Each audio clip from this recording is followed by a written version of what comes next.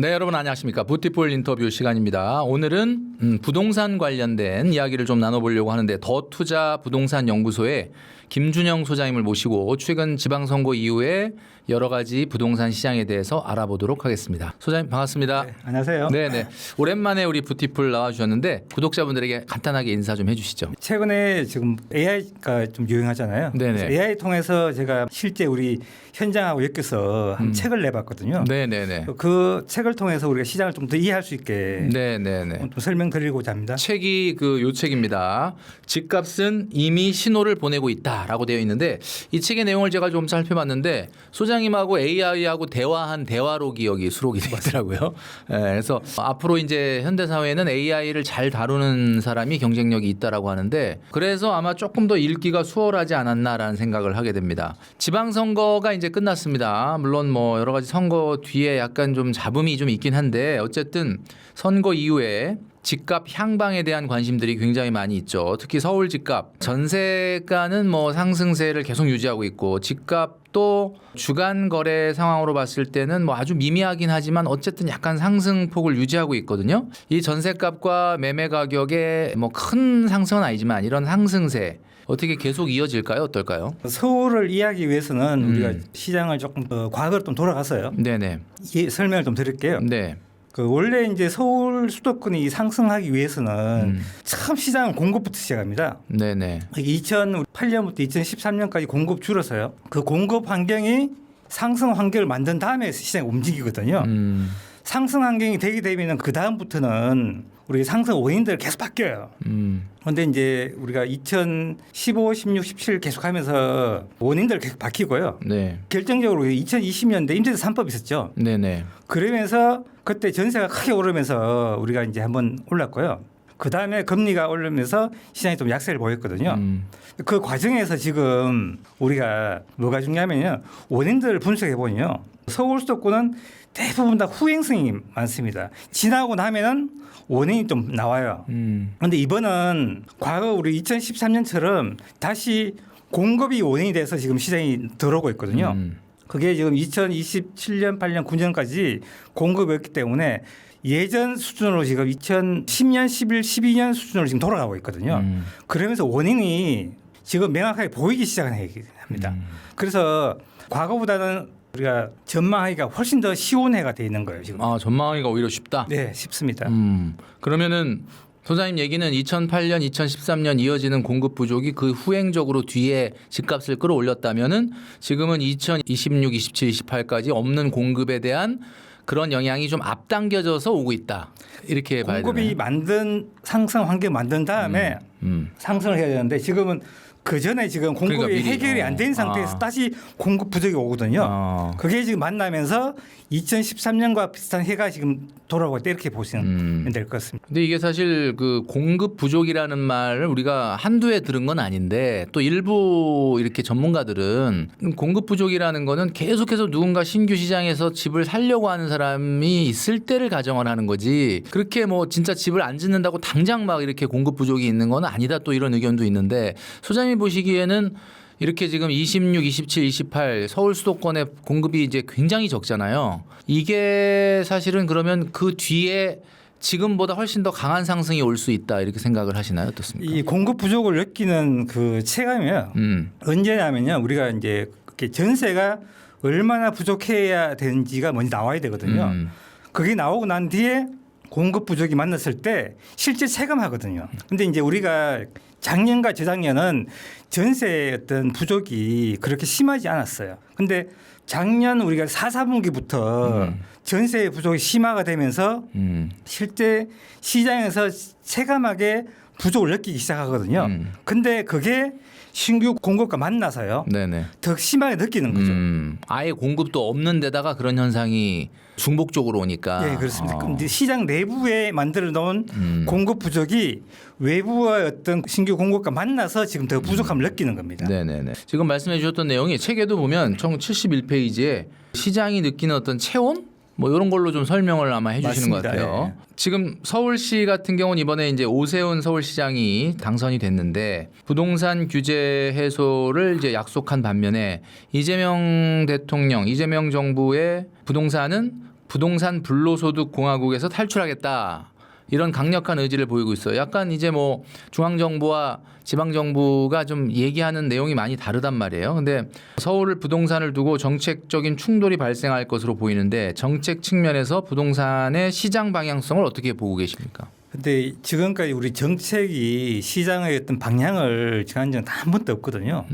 근데 뭐냐면은 우리가 이제 그 5년 전에 2020년대 토제를 일부 지역에 해봤잖아요. 네네. 근데 강남같이 이렇게 수요가 많은 곳에 규제를 하게 되면요, 이 수요가 없어지는 게 아니고요, 수요가 머물거든요. 머물면서 모였다가 후반에 나오면서 상승을 더 크게 만들어요. 이게 규제 역설인데요. 수요가 많은 곳이 그렇습니다. 그래서 지금 이제 서울이 수요가 많은 지역이기 때문에 네네. 지금 뭐 보유세를 올리든지 어떤 정책을 해서 수요를 억제시키면요, 그 수요가 사라지는 게 아니에요. 서울은요. 동결 효과가 됐다가 그게 나중에 풀릴 때요, 한꺼번에 나와요. 안 풀리겠다고 그러지 않습니까? 그래서 근데 그게 언젠가 풀리는데요. 그게 어떻게 풀리냐 중요한데요. 그게 금리로 풀릴지 아니면 전세 부족으로 풀릴지 그건 방향 우리가 알 수가 없어요. 근데 이제 우리 하반기에 금리를 올리겠다는 이야기도 있잖아요. 근데 이제 수요는 좀 줄기는 줄 거예요. 근데 이게 계속 주냐? 그렇지 않습니다. 계속 주려면요, 금리를 계속 올려야 돼요. 그렇게 하지 못하잖아요. 금리를 올려도 그 금리에 적응을 해버리니까. 맞습니다. 예, 적응해버리고 일정 수준 되게 되면 다시 시장이 나오거든요. 근데 우리가 과거에 어떤 움직였던 사이클을 보게 되면요, 시장에서 한 5년 정도 머물면요, 시장에서 나오게 됩니다.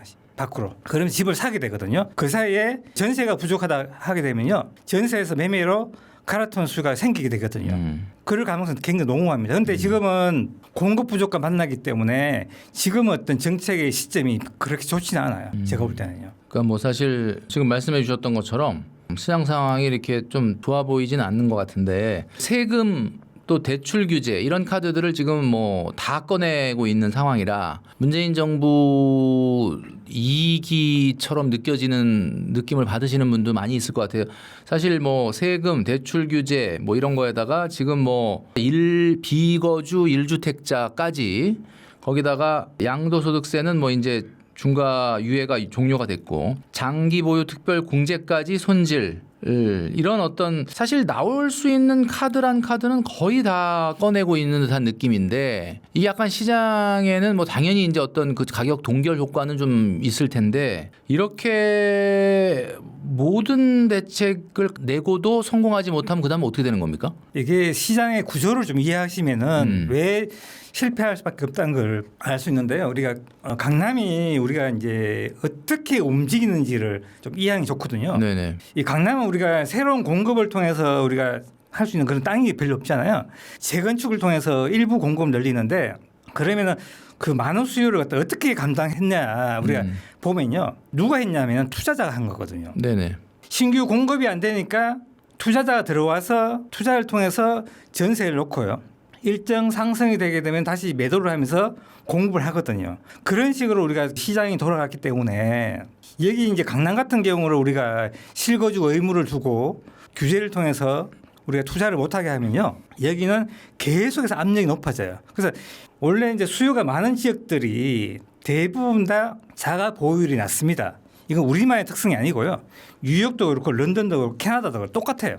그 지역에 수요를 흡수하기 위해서 시장이 그렇게 만들어진 거예요. 자가 보유율이 낮다. 네. 자가 보유율이라는 게 정확하게 어떤 개념이죠? 자기 집을 가지고 있는 분이 강남에 가장 적다고요. 강남이 다 투자자가 들어가 있다고요. 투자자요? 투자자라고 하는 거는 전세를 거기 강남에 사는 사람은 투자자는 아니잖아요. 전세를 놓은 분들이죠. 전세를 놓은, 그러니까 예. 자가 보유율이라는 게 자기 집에 사는 사람? 예, 맞습니다. 아, 자기 집에 사는 비율이 전국에서 강남이 제일 낮다고요. 그렇게 되어야지 시장이 돌아간다고요, 강남이. 왜냐, 공급을 못하기 때문에. 그래야 어쨌든 주거로서의 공급인 전세나 월세나 이런 게 나오는데. 네, 맞습니다. 근데 지금 뭐 정부 같은 경우는 비거주 1주택자도 불이익을 주겠다고 하니까 자가를 하라고 하잖아요. 네, 그럼 자기 집으로 들어가라고. 하잖아요. 자가집으로 들어가면 전세는 더 없어지는 더 거예요. 없어지죠. 월세 더 없어지고. 그럼 그런 지역에 계속해서 수요가 모이기 때문에 전세 월세 더 올리거든요. 그러면서 수익률이 또 올라가기 때문에 또 투자가 또 들어옵니다. 그러면서 자가보유율이 높아지지 않는 지역이에요. 그게 강남이고요. 그게 뉴욕이고 런던이에요. 모든 우리 대도시의 주요 도시의 수요가 많은 곳은 그런 식으로 돌아가게 돼 있어요. 그걸 지금 정부가 막으면요. 일부는 막을 수 있어요. 잠깐은. 근데 시간이 지나면요. 원래대로 돌아가면서 매가를 크게 뛰어오르고 다시 투자 들어오면서 공급을 또 하거든요. 왜 수요가 있으니까. 근데 극단적으로요. 시골에 가잖아요. 우리 시골에 가게 되면은 투자자도 없고요. 매물도 없고 전세도 없어요. 근데 강남은 전국에서 매물도 가장 많고요. 전세도 가장 많고 월세 가장 많습니다. 왜냐하면 많이 들어가기 때문에 많이 나오는 겁니다. 그래서 지역의 특성에 맞게 매물도 그렇게 구성이 돼 있어요. 그게 강남하고 우리가 외곽하고 우리가 뭐 시골의 어떤 수요가 없는 곳에 특성이 그렇게 만들어져 있는 거예요. 근데 이런 곳에 우리가 인위적으로 우리 정부의 어떤 규제를 통해서 수요를 억제하고 그 구조를 깨게 되면요. 크게 오르거나 그렇습니다. 그게 우리가 2020년에 임대차 3법하고 비슷한 거예요. 2년 동안 돌아가는 구조를 바꿔서 4년 동안 만드니까요.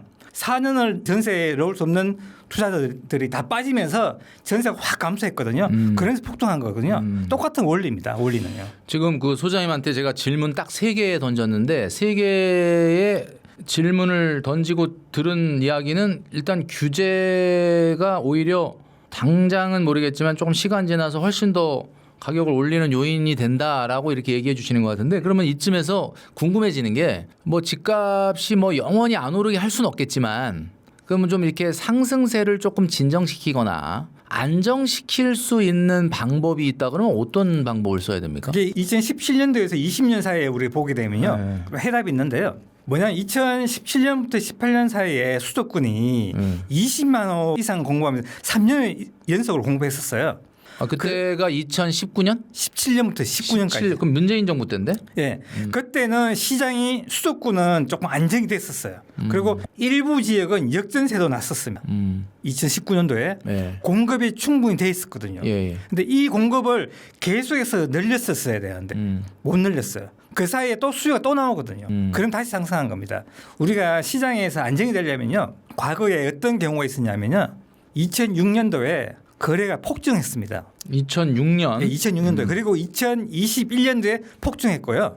그 폭증했다는 이야기는 뭐냐면은 수요가 밖으로 다 나온 거죠. 그 당시에는 노무현 정부 때 뭐 자고 일어나면은 무슨 대책이 하나씩 나오는 지금과 비슷한 상황이었는데 그때가 그렇고 2020년, 21년도에 임대차 3법 하면서 폭증했거든요. 그게 무슨 뜻이냐면은 나와서 살 수 있는 사람은 다 샀다는 이야기도 되고요. 또 뭐냐면은 투자를 하거나 자금력이 없는 분들까지 시장에 다 나온 거예요. 그러면서 뭐를 만나면 2006년도에 나와서 거래가 폭증되고요. 2008년도에 금융 위기를 만났어요. 네. 그리고 2010년도에 2기 신도시가 입주합니다. 그리고 2022년도에 금리가 급등해요. 그래서 거래가 크게 증가하고요. 그 다음에 공급이 많이 나오고 나요. 위기가 만날 때 시장 꺾입니다. 그런 반복이 되어야지 되고요. 네네네. 그렇지 않으면 하락하기 힘들어요. 힘들다. 네. 이번에 그 이 책에 보면 데이터를 기반으로 한 집값에서 시장의 신호를 읽는 책. 그러니까 좀 데이터를 기반으로 해서 시장이 보내는 신호를 좀 포착하는 그런 내용인데 책에서 3가지 신호가 동시에 켜지면 시장이 움직인다라고 하셨는데 부동산의 방향성을 결정하는 이 3가지 지표라는 게 뭡니까? 첫 번째 뭐냐면 우리가 공급 부족이 전세 부족 만들고요. 전세에서 더 이상 우리가 거주를 못하는 분들이 매매로 돌아서는 거거든요. 여기서 말하는 공급 부족이라는 건 신축이 아니라 네. 전세 공급을 얘기하시는 건가요? 여기서 말하는 것은 2가지 다 의미가 있습니다. 2가지 다 의미가 신축 공급도 신축 있고 전세 전세 공급도 공급도 있고요. 있고. 이게 첫 번째 신호는 뭐냐면은 지나간 공급이 만든 전세 부족이고요. 그게 일정 수준까지 도달해야 돼요. 지금 도달했거든요. 수도권 전체가요. 네네네. 그리고 다가올 공급, 이제 공급 해결을 못하죠. 다가올 공급 없기 때문에 그걸 만났을 때요. 도저히 안 되니까 뭐냐면은 전세에서 매매로 갈아타거든요. 네. 갈아타면서 거래가 늘어납니다. 그건 결과죠. 그 결과가 완성되면요. 3가지 신호 완성된 거예요. 근데 여기서 추가로 뭐가 필요하냐면요. 중간에 심리적인 변화예요. 심리적인 변화를 보조 지표를 넣게 되면요 완성되는 겁니다. 이게 논리적으로 풀 수가 있거든요. 그리고 이걸 데이터를 우리가 이제 AI한테 넣어가지고요 네. 돌리면요 이 데이터가 다 나오게 돼 있습니다. 그걸 제가 넣어서 만든 거거든요. 그게. 네네. 그래서 지금이 그런 시기예요. 전세 부족에서 매매로 옮기는 시기입니다. 근데 실제 거래는 우리가 과거보다 안 나오고 있지만은 그 거래 속에서 움직이는 모습들을 보거나 아니면은 거래의 어떤 유행들을 보게 되면요 상승 거래가 훨씬 더 많거든요. 어쩔 수 없이 전세에서 밀려나서 거래를 했다는 의미도 되거든요.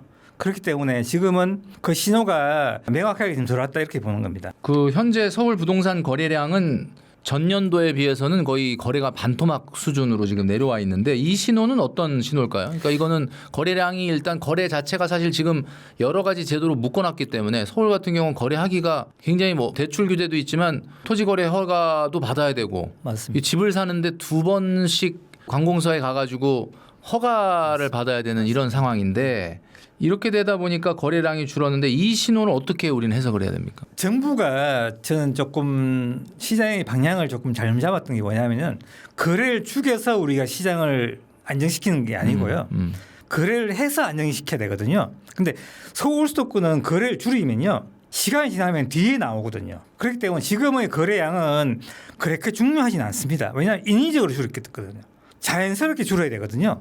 근데 지금 서울은 규제를 통해서 거래가 이제 5월 우리가 실거래를 데이터를 보게 되면 많이 진짜 많이 줄었어요. 근데 경기도는 덜 줄었어요. 근데 경기도 같은 경우는 아무래도 이제 금액이 조금 서울보다 낮다 보니까 전세에서 매매로 갈아타기가 조금 용이하거든요. 그러면서 토지가 안 된 지역도 있잖아요. 네네. 그런 지역들이 거래가 늘면서 지난달보다 덜 줄었거든요. 근데 그 덜 줄은 속에서도 가격은 떨어졌냐? 안 떨어졌거든요. 서울도 그렇고. 거래가 50% 줄면요. 실제 가격이 떨어져야 되게 맞습니다. 근데 거래 안에서 우리가 내용을 살펴보면요. 가격이 안 떨어졌어요.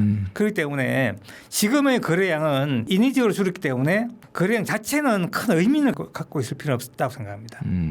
지금 우리 소장님이 얘기해 주시는 게 거래를 많이 하면서 가격을 낮춰야 되는데 거래량이 줄어들어서 오히려 가격이 낮아지지 않고 있다 이렇게 얘기를 해주셨는데 그러면 거래량을 많이 늘리기 위해서 이번에 다주택자들한테도 빨리 팔아라라고 얘기하는 거고 비거주 1주택자한테도 빨리 팔아라 그러는 거고 원래 이제 토호제 때문에 전세 끼고 살 수 없었던 거를 일단 전세 세입자가 있는 경우도 팔게 해줄 테니까 팔아라. 이게 다 거래량을 늘리려고 정부가 하는 거잖아요. 근데 전혀 이게 시장에서는 안 먹히고 있는 거죠, 이게. 근데 서울 같은 경우에는 우리가 이제 투자자 비율이 굉장히 높은 도시거든요. 그리고 그 투자자들이 나와서 전세를 공급하면서 안정을 시켜야 되는 부분 일부분 있고요. 그리고 자가를 선택해서 안정시키는 부분이 있는데 그 두 가지를 동시에 해야 되는데 한쪽만 하니까 전세 압력이 계속 높아진 상태에서 한쪽만 하다 보니까 이 밸런스가 안 맞거든요. 그러다 보니 지금 그러면 소장님 얘기는 오히려 투자자들이 서울에 들어와서 집을 삼으로써 전세가 나오게끔 해줘야만이 전세가 늘어나게끔 해야지 이 전세 수요가 매매로 가는 거를 좀 억제할 수 있어서 가격 안정이 된다. 오히려. 그렇게 보셔도 되고요. 근데 두 가지가 다 있어야 됩니다. 그걸 통해서 우리가 내부에서 만든 전세 월세를 이동시키면서 거래하는 거는 효과가 좀 적고요.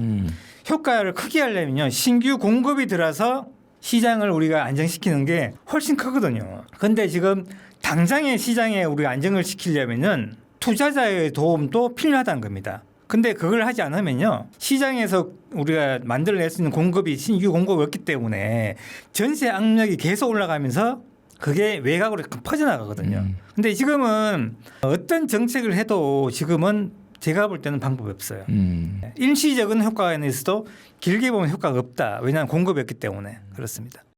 소장님 채널에 최근 영상을 보니까 부동산 시장이 2021년, 22년도에 최고점을 찍고 22년도부터 금리 인상되면서 떨어졌는데 과거에 이제 어쨌든 2022년도에 금리를 미국 같은 경우 1년에 4%씩 올리고 막 굉장히 급격하게 올리면서 그때 좀 집값이 많이 떨어졌잖아요. 물론 2020년, 21년도에 너무 오른 탓도 있지만 한국은행 신현송 총재가 금리 인상을 거의 확정적으로 언급하기도 했습니다. 그러면 앞으로 금리가 하반기에 진짜 인상이 된다면 어떻게 지금 집값 상승세 멈추고 조금 하락할 수 있을 것 같나요? 어떻습니까? 금리 인상은 수요를 동결시키는 효과는 있어요. 움직이지 않게.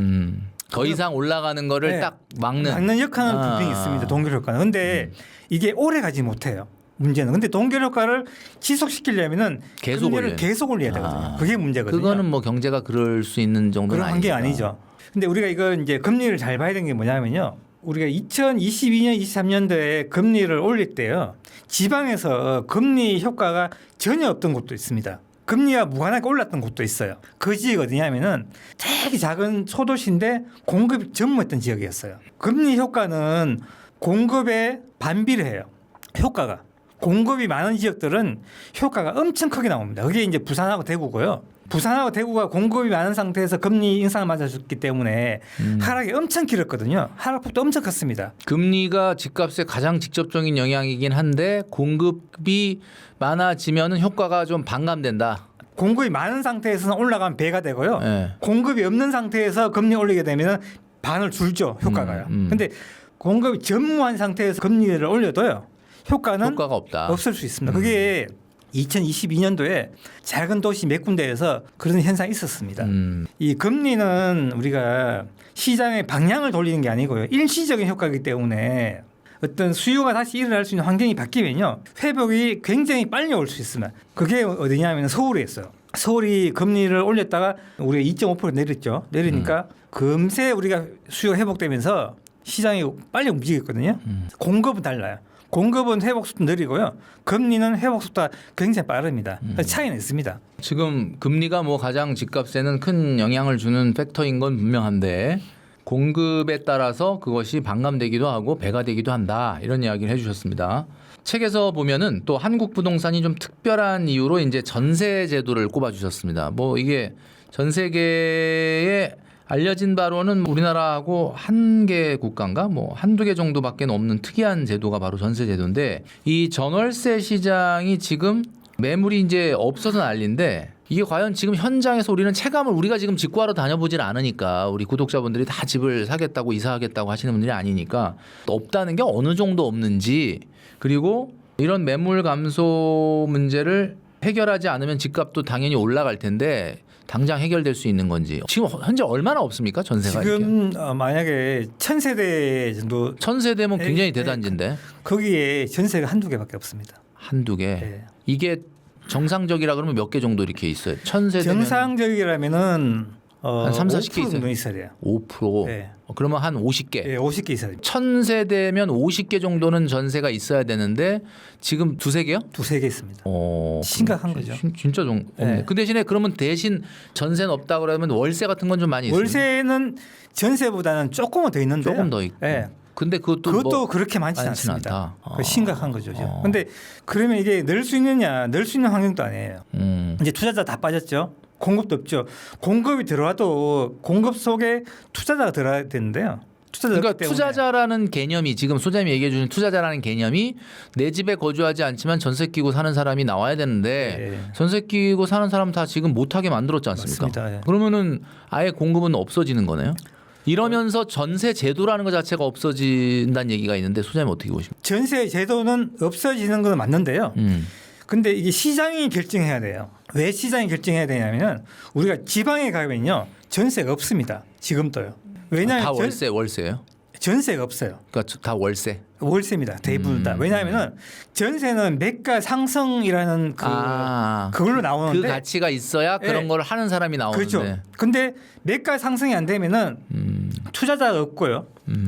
매물도 없죠. 투자자 없으니까. 그러니까 지방은 전세가 더 없다. 왜냐하면은 투자자가 없으니까. 없으니까. 예. 근데 서울은 투자자가 있었는데 그 투자자의 투자를 못하게 정부가 맞습니다. 만들었으니까 예, 없어지는 맞습니다. 거다. 그게 결국 시차를 두고 공급 부족을 만나서 가격을 폭등시키는 거다. 근데 전세라는 제도 자체가요. 우리가 시장에 어떤 역할을 하냐면요. 전세는 새로운 수요가 들어온 통로잖아요. 근데 이 전세 수요는 우리가 지방의 시골에 일자리가 없잖아요. 그러니까 수도권 자꾸 모이죠. 수도권에 전세 수요가 계속 모인다는 거는 우리가 이제 인구가 성장한다는 의미도 되거든요. 이게 전세라는 거는 우리의 주택 시장의 성장의 어떤 밑거름이거든요. 네네네. 그래서 수요가 우리 가구 수가 늘면서 전세로 들어왔다가 이분이 자산을 모아서 다시 매매로 옮기잖아요. 네네. 이게 전세가 우리 시장의 어떤 주택 시장의 근본이거든요. 이 근본은 지방에는 지금 없어요. 지금 전세가요. 그러니까 다 월세 바뀌었고요. 이게 서울도 이제 우리가 전세 수요가 줄면요, 자연스럽게 월세화로 가거든요. 수요가 줄면요. 수요가 없기 때문에 투자해봤자 전세 수요가 없기 때문에 투자 못 한다고요. 지방은 그렇잖아요. 근데 서울은 인위적으로 줄면요, 수요는 있는데 인위 줄었잖아요. 그러면 전세 있는 것 가지고 서로 살려고 하기 때문에 전세가 폭등하거든요. 그러면서 매가를 더 자극합니다. 그래서 시장에 맡기지 않고 인위적으로 하는 거는 굉장히 위험한 정책입니다. 소장님 얘기로는 전세가 씨가 마르는 이 매물 감소 현상은 굉장히 장기화될 수밖에 없는 지금 상황이네요. 이거는 이제 해결을 할 수 없는 지금 상황이죠. 특히 2029년까지는 서울 수도권은. 2029년 이후에는 공급이 더 나올 가능성이 있습니까? 지금부터 공급해야 되죠. 지금부터 뭔가 계획을 네, 지금부터 사실 뭔가 작업을 하고 하면은 2029년부터는 정상적인 공급이 되는데 지금 26년이니까 27, 28, 29 이 한 3년은 뭐 확실하게 지금 공급이 없는 맞습니다. 상황이다라는 거죠. 그러면 사실 이 공급이 이렇게 안 되게 된 원인을 굳이 책임을 묻자 그러면은 지금 정부가 아니라 그 전이나 전전 정부가 공급에 대한 사실 뭔가 이거 정부의 역할이 저는 택지 개발만 하면 된다고 생각하는 사람이고요. 뭐냐면 시장에서 우리가 대구나 부산에 공급이 엄청 많았는데 거기에 투자자가 엄청 많았거든요. 투자자가 네, 투자자가 전국에 제일 많았어요. 투자자가 제일 많아서 가격이 가장 많이 올랐지만은 결국에 시간을 지나 보니까 공급을 가장 많이 불러와서요, 가격이 가장 많이 떨어졌어요. 근데 가격이 오르면은 공급을 자연스럽게 불러오거든요. 시장의 어떤 메커니즘에 따라서 공급 늘거든요. 물건 팔기 위해서. 그러면은 정부가 투자자 안 막으면은 공급이 자연스럽게 늘어나는데 투자자 막으니까 분양하는 입장에서는 사는 사람 없으니까 공급을 안 하거든요. 그리고 또 하나는 뭐냐면요, 가격이 하락하면 공급하지 않습니다. 그 2022년부터 공급이 줄었던 거는요, 가격이 하락했고요. 그 원인이 지금 3년 지난 지금 시점부터 나온 거예요. 지금 소장님 얘기해 주시는 걸 들으니까 가격에 대한 공급의 탄력성이 가장 좀 민감하다. 네. 그러니까 오히려 수요자들은 가격에 좀 둔감한데 뭐 조금 비싸도 사겠다, 집이라는 거는. 근데 이 주택 시장에서의 주택 공급이라는 건 가격이 적정하게 나오지 않으면은 공급을 자체를 안 하는 그런 현상들이. 그런 그것도 있고, 수요가 자체를 규제하게 되면요, 분양을 하게 되면 분양이 안 되기 때문에 뒤에 연차적으로 나오는 분양을 하지를 못하게 돼요. 우리가 택지 개발을 해보면 알거든요. 택지 개발에서 1차가 분양이 잘 돼야지 2차, 3차 하는데요, 1차에서 미분양하게 되면요, 2차, 3차 분양을 못해요. 그렇기 때문에 시장의 어떤 지금 환경이 규제를 통해서 시장을 우리 억제하게 되면요, 분양 자체를 잘 열릴 수 없습니다. 특히 외곽은요. 도심은 그나마 좀 괜찮은데요. 그래서 2022년도에 우리가 시장이 하락하면서 분양을 못한 것은 시장이 전반적으로 하락하는 원인도 있고요. 그 속에 규제가 들어갔기 때문에 두 개가 겹치면서 역사적으로 지금 가장 적은 공급이 지금 대기하고 있는 겁니다. 그 전월세 가격이 이렇게 오르다 보니까 이런 정도의 주거 비용을 내가 내느니 그냥 이 주거 비용으로 대출을 이자를 내면서 집을 사는 게 낫겠다라고 하는 분들이 생겨날 수 있는데, 지금 가능하다면 현금을 동원해서 또 대출을 동원해서 집을 산다. 그럼 여태까지 이제 소장님 얘기를 들어보면은 집값이 당장 막 이렇게 아주 의미 있는 하락이 나오긴 좀 어려울 것 같다라는 이야기를 해주셨는데, 그러면 지금 그냥 대출을 받아서 사는 것도 물론 이거 케이스 바이 케이스겠지만 괜찮은 방법이 될 수 있을까요? 지금은 서울 수도권은 하락하기 극히 힘들죠. 하락할 수 있는 원인들이 하나도 없어요. 거래가 많이 되는 것도 아니고요. 근데 하락하는 원인 중에는 네. 이 집을 가지고 있으면서 느끼는 어떤 상승에 대한 기대감과 내가 예를 들면 뭐 세금이라든지 이런 건데, 지금 이제 보유세도 강화한다 뭐 이런 걸 하고 있지 않습니까? 그렇게 되면 당장 세금 자체가 굉장히 많이 늘어날 텐데 이런 것들이 하락 요인으로 작용하진 않나요? 일시적입니다. 일시적. 그런 분들이 일시적으로 나오는 매물들이 몇 달은 있어요. 근데 그게 지방도 있거든요. 지방도 지금 우리가 이제 5월 9일 우리 양도소에 이제 중과가 다시 시작되면서 네네네. 지방도 그 물건 때문에 살짝 주춤했어요. 네, 똑같이요. 근데 지금은 끝났습니까? 그것도? 끝났어요. 그냥 근데 이제 이제는- 지금 나온 매물들을 보게 되면요, 다 버티는 물건들이고요. 집주인들이 이제 감당해내겠다는 그런 물건들이거든요. 물건이 안 나와요. 이게 연속적으로 이제 우리 효과가 나와야 되는데 그렇지 않는 정책이거든요. 그래서 지속적으로 하락을 시킬 수는 없는 거예요. 그렇다면은 상황에 따라서는 집을 살 수 있다면 자기가 목표하는 주택이라면 뭐 사도 나쁜 선택은 아닐 수도 있겠네요. 저는 윤남 사라고 이야기 말씀드리는데요. 지금 이제 우리가 서울 수도권에 움직이는 그 모습을 보게 되면요, 2017년 이후에 서울 수도권과 전국이 좀 비슷한 현상이 하나 있어요. 그게 뭐냐면요, 2017년에 우리가 문재인 정부 들어오면서 규제가 엄청 심했거든요. 네네. 여러 채 갖고 있는 게 사실은 굉장히 불리한 어떤 정책들이 많았습니다. 네. 그러면서 똔똔한 채로 많이 갔어요. 그러면 그 중에서 우리가 그 지역에 가장 핵심적인 위치에 있는 애들도 올랐지만은 신축과 구축의 어떤 가격 어떤 양극화 있죠. 네네. 이게 극심하게 갈리기 시작한 애가 2017년이거든요. 지금 또 지속되고 있거든요. 네. 그래서 지금 우리가 이제 서울, 강남 위주로 해서 많이 올랐지만은 우리가 이제 경기도 외곽은 뭐 좀 덜 올랐는 데 있잖아요. 네네네. 그런 지역들도 우리가 신축은 올랐고요, 준신축은 좀 덜 올랐고 이렇게 막 분포가 돼 있거든요. 근데 그 중에서 우리가 전고점을 넘은 지역도 있고 그렇지 않은 지역도 있고 뭐는 그 속에서도 우리가 올랐는 아파트가 있고 그렇지 않은 아파트가 있거든요. 그 순서를 우리가 찾아서 선택하면은 가장 좋은 선택이 되거든요. 근데 이제 너무 구축으로 가는 거는 지금 어떤 우리의 시장 환경에서는 조금 자산 상승 기대치가 네네네. 좀 떨어진다 이렇게 보는 거죠. 이제 서울 같은 경우도 워낙 공급이 없다 보니까 지자체 뭐 서울시에서는 재건축에 대한 활성화 이런 걸 얘기하지만 또 국가 정부 차원에서는 또 이 여러 가지 그 규제를 또 하기도 하고, 근데 실질적으로 이 재건축이라는 사업 자체가 가능한 지역이 이렇게 지나다니다 보면 다들 뭐 정비 지역, 정비 구역 지정 뭐 이거 붙여놓고 뭐 이렇게 하니까 아 여기도 다 재건축 하나보다 그러는데, 소장님 보시기에 실제로 재건축 서울에 정말 제대로 추진된다고 했을 때 분담금 같은 것도 문제가 되고 여러 가지 문제가 되는데 실제로 될 수 있는 단지가 많지 않죠. 현실적으로. 근데 이제 그게 뭐냐면은 시장의 분위기도 많이 좌우하거든요. 왜냐하면 시장 분위기. 네, 왜냐하면은 가격이 우리가 주위에 우리가 상승을 하거나 상승할 수 있는 단지들이 이제 있거나 아니면은 가격 차이가 많이 나는 단지가요. 그러면 사업성이 높아지거든요. 주위의 단지가 어떤 가격을 형성하냐에 따라서 내가 지금 재건축할 수 있는 그 단지들이 사업성이 결정이 되거든요. 왜냐하면 주위 시세하고 분양가를 맞춰야 가는 경우가 많기 때문에, 그러면서 우리가 이 지역에 재건축이 될 가능성이 높아지기 때문에 지금의 어떤 시장의 상황을 보게 되면요, 서울이 시장 상상이 나쁘진 않거든요, 상황이. 그러면은 이번에 이제 대통령께서도 재건축이든지 어떤 방식으로든지 공급을 늘리겠다 했고요. 그리고 이번에 이제 지선 이후에 우리 오세훈 시장님이 재건축으로 갈 가능성이 있거든요. 그렇기 때문에 서울은 재건축 아니고는 우리가 공급할 공급을 데가 할 수 없죠. 없으니까 어떻게든지 공급을 해야 되기 때문에 저는 재건축이 꽤 많은 지역에서 될 수 있다 보고 있거든요. 물론 뭐 다 된다는 얘기 아니지만은 그러니까.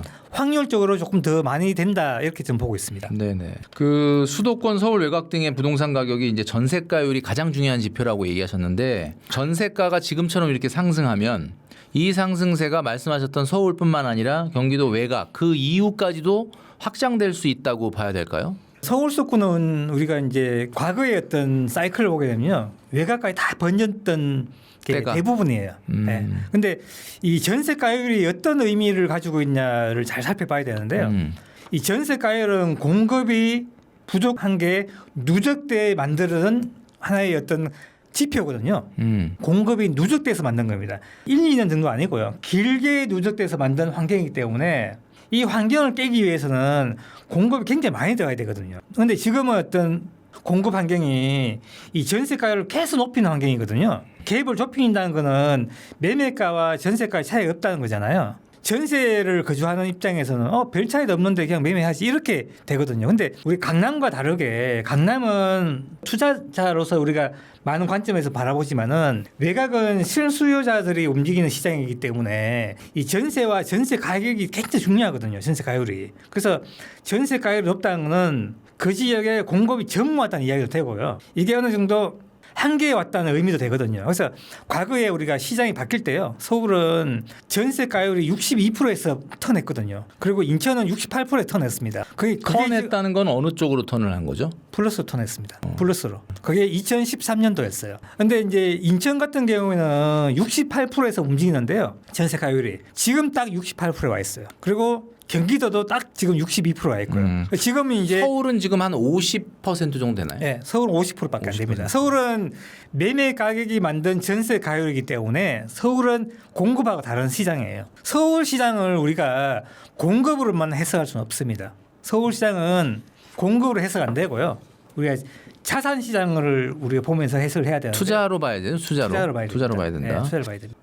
이렇게 전세 품귀 그리고 규제 강화 이런 것들 때문에 집 사기가 더 어렵다고 느끼는 세대들이 많습니다. 특히 3040 세대 같은 경우는 경기도 수도권에서 10억 이하 아파트를 패닉 바잉하는 흐름도 지금 살짝 보이고 있다. 아까 말씀하셨던 것처럼 토지거래 허가구역이 지정 안 된 곳이 경기도에는 좀 있잖아요. 근데 그런 곳 같은 경우가 지금 조금 거래들이 늘어나고 있다는데 일부에서는 또 이게 제2의 2020년 21년도에 영끌 사태가 되는 거 아니냐라고 하면서 좀 주의를 해야 된다라고 얘기하는데 이렇게 경기 수도권의 토호제가 아닌 지역을 대상으로 한 10억 이하의 아파트들에 대한 패닉 바잉 현상 이걸 소장님 어떻게 보고 계십니까? 근데 거래량 자체를 보게 되면요. 그렇게 많지는 않고요. 물론 많지는 않고. 3040 세대들이 약간 집중된 건 맞아요. 그래서 그분들의 어떤 자금력이 뭐 개별로 다 모르니까 어떨지 모르겠지만은 저는 뭐 연거래 어느 정도 수준의 연거래인지 잘 이해 안 되는데요. 개인의 능력이 된다면은 저는 우리 서울 수도권에는 전세를 거주하는 것보다는요. 지금 어떤 시점에서는 매수를 선택하는 게 훨씬 더 2, 3년 뒤에 후회를 덜 할 수 있는 그런 선택이라고 저는 보거든요. 왜냐하면 지금 공급이 너무 없고요. 그리고 우리가 인천과 경기도는요. 서울과 다르게 공급이 거의 주 정도가 돼서요. 시장을 움직이거든요. 서울은 금리 영향도 받고요. 투자자 영향도 받고 정책 영향도 받습니다. 근데 경기도 인천은 거의 7, 80%가 실수요자 위주거든요. 네. 그 실수요자들이 선택할 수 있는 전월세 매물이 부족한 상태에서 공급이 없기 때문에 시장이 꺾이기는 거의 불가능하거든요. 그래서 능력이 되는 한에서 선택하는 건 나쁘지 않다 이런 말씀드리고 싶습니다. 네네. 최근에 그 우리나라 반도체 빅2 기업이 굉장히 주가도 상승이 빠르고 또 실적이 굉장해서 또 직원들한테 엄청난 성과급을 지급을 한다라는 뉴스들을 보셨을 텐데 반도체 업계 이렇게 호황에 따라서 삼성전자, SK하이닉스가 수억 원대의 이제 보너스를 또 지급받고 게다가 사내 대출까지 또 가능하다라고 합니다. 이러다 보니까 반도체 벨트라고 불리우는 일명 그 동탄 요쪽 집값이 역대 최고치를 기록을 했습니다. 또 마침 이 토호제가 또 동탄을 피해갔단 말이에요. 그러다 보니까 수도권 쪽에서는 아마 이 매수세로 본다면 이쪽 지역이 가장 좀 주목을 받고 있는데 소장님이 보시기엔 이 동탄 지역의 미래 가치랄까? 이렇게 좀 지금 이렇게 들어가시는 3040이 많이 있는데 어떻게 괜찮은 판단일까요? 어떨까요? 제가 이제 5월달 5월. 데이터를 좀 보니까요. 네네네. 이 기존에 이제 안 좋았던 그 평택이 계속 안 좋았거든요.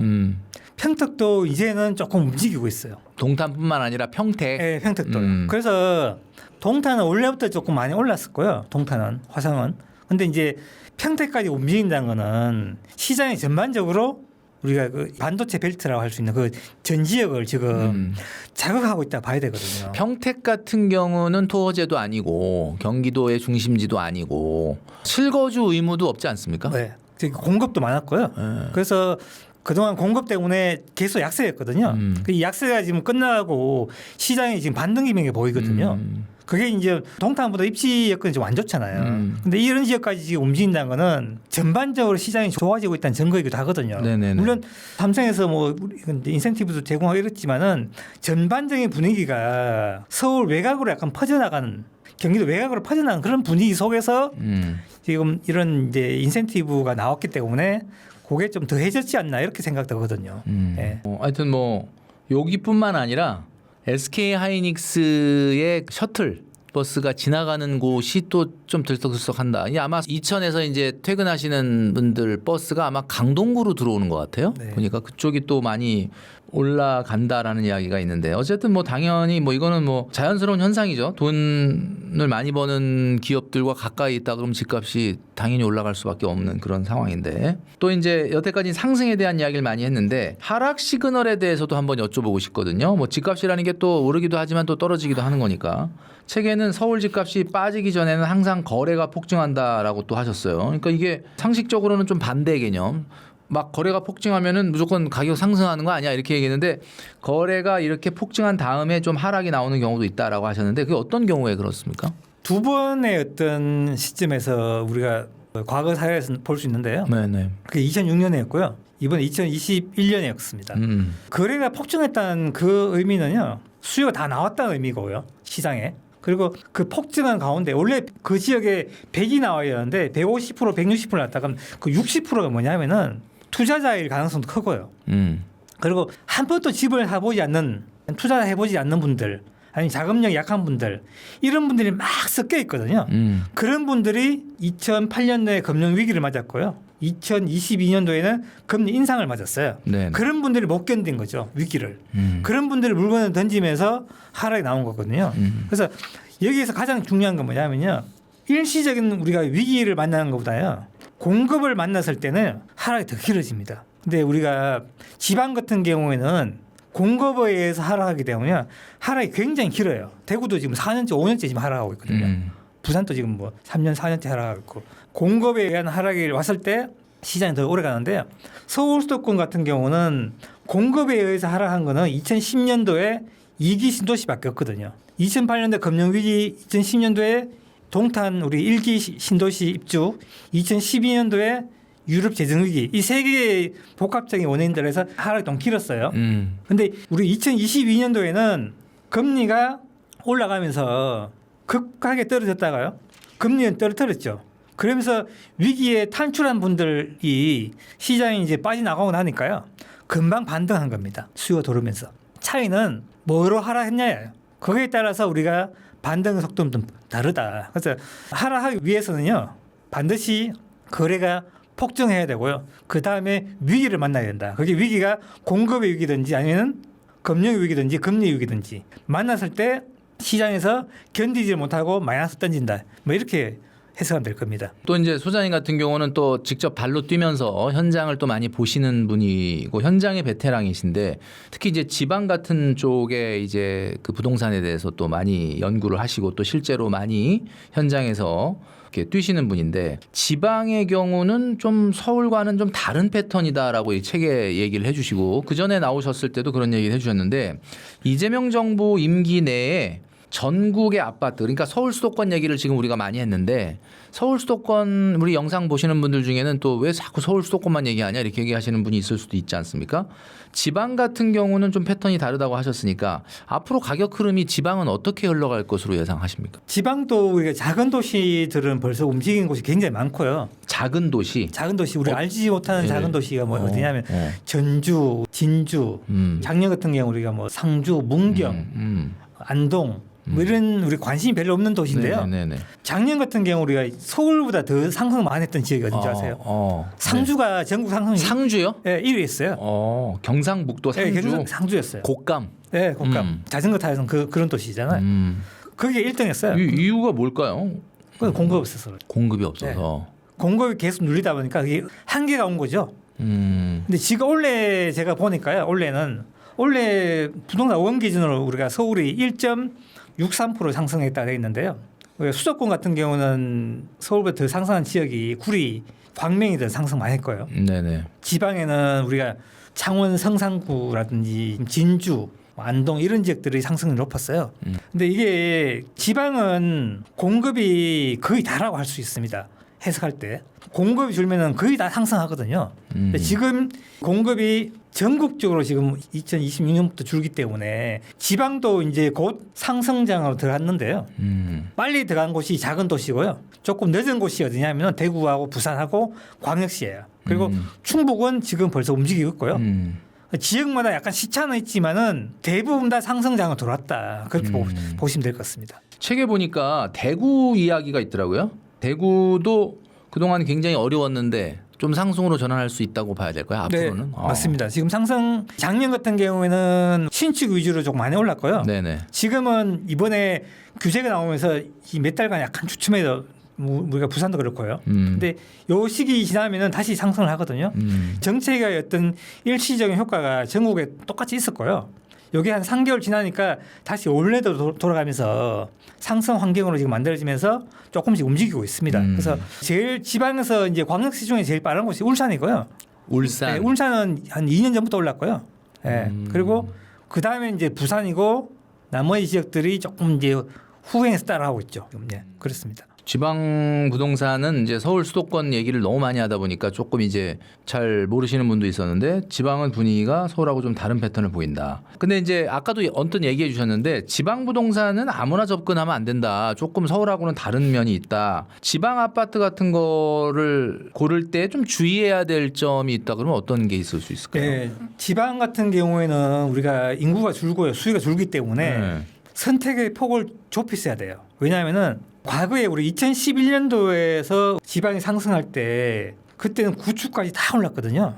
지금의 어떤 상승 흐름을 보게 되면요. 전주 같은 경우는 2024년, 5년 올해까지 한 2년 반 정도 올랐는데요. 구축까지 안 내려가요. 상승이.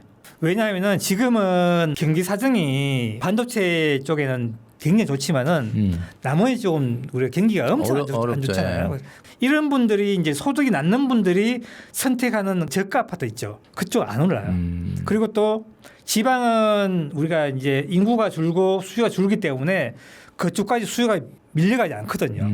그렇다 보니까 지방은 선택의 폭을 조금 더 수도권보다는 더 좁혀야 되거든요. 신축을 해야 된다는 이야기죠. 네, 신축하셔야 됩니다. 작년 같은 경우는 우리가 대구는 마이너스인 가운데에서도 신축은 꽤 많이 올랐어요. 꽤 많이 올랐어요. 그러니까 지방은 특히나 신축. 근데 뭐 서울 같은 경우는 뭐 강남 같은 경우는 뭐 재건축 가치가 있다고 하지만은 지방 같은 경우는 재건축 자체가 사실 좀 어렵고 그러니까 신축 위주로 골라야 된다. 좀 보는 폭을 좁혀야 된다. 맞습니다. 이런 이야기로 우리가 이해를 하면 될 것 같고요. 네네. 지금 이제 이번에 나온 요 책 집값은 이미 신호를 보내고 있다. 그러니까 이 제목에서 여러분도 느끼셨겠지만은 30년간의 현장 경험의 경험치를 AI 데이터로 좀 증명했다. 이렇게 이제 말씀드릴 수 있는데 이 책에 대해서 AI로 검증한 한국 부동산 이제 어떻게 보면 이제 책을 여러분들이 좀 보셔야 되겠지만은 그래도 앞으로 3년간의 그러니까 앞으로 3년이라면 이재명 정부의 임기 기간 동안의 부동산인데 우리나라의 부동산을 대략 전체적으로 한번 평을 해 주신다면 앞으로 3년 어떤 시장이 펼쳐질 가능성이 많다. 이렇게 한번 요약을 해 주신다면 어떤 이야기를 해 주실 수 있을까요? 그 책은요. 한 40년 데이터를 가지고 분석한 거거든요. 네네. 가장 긴 데이터를 가지고 해야지 우리가 시장의 어떤 확률도 올라가고요. 그리고 이제 어떤 증명을 할 수 있거든요. 그런데 지금의 어떤 시장의 환경을 우리가 봤을 때는요. 과거의 어떤 역사하고 똑같이 반복하지는 않겠지만은 과거에 상승했던 환경과 거의 유사하게 지금 만들어져 있거든요.